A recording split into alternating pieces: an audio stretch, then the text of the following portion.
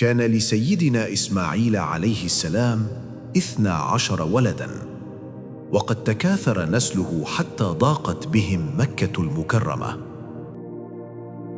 فانتشروا في أرجاء الجزيرة العربية كلها،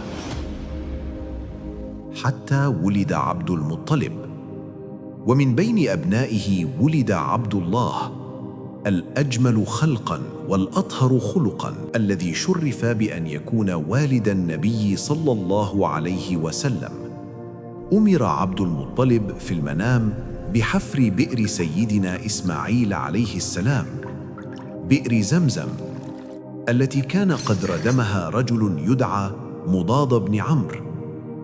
والسبب أن أهل قبيلته كانوا يسيئون إساءة بالغة لبيت الله الحرام، فأخرج هذا الرجل كل الأموال والذهب والفضة والسيوف من الكعبة وألقاها في بئر زمزم، ثم ردم البئر.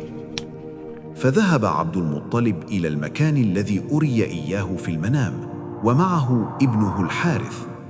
وحين بدأ الحفر بدأت تظهر آثار البئر.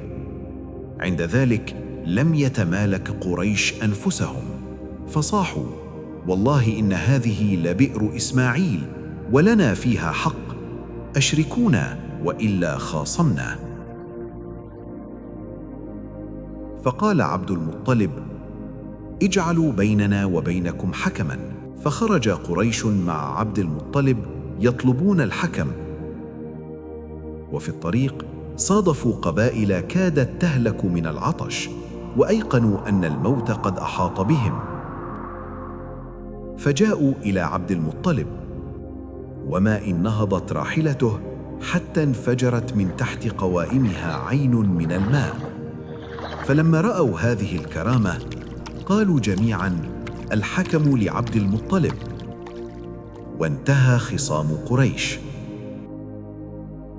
ولما تواصل الحفر خرج من البئر ذهب وفضة وسيوف، فاقترعوا على تحديد مالكها، فخرج اسم الكعبة، فزين بابها بالذهب. وقبل حفر البئر كان عبد المطلب قد نذر نذراً: اللهم إن يسرت علي هذا الحفر فسأذبح ابني في سبيلك. والآن وقد ظهرت البئر أمر في المنام بالوفاء بنذره. الآن اذبح ابنك.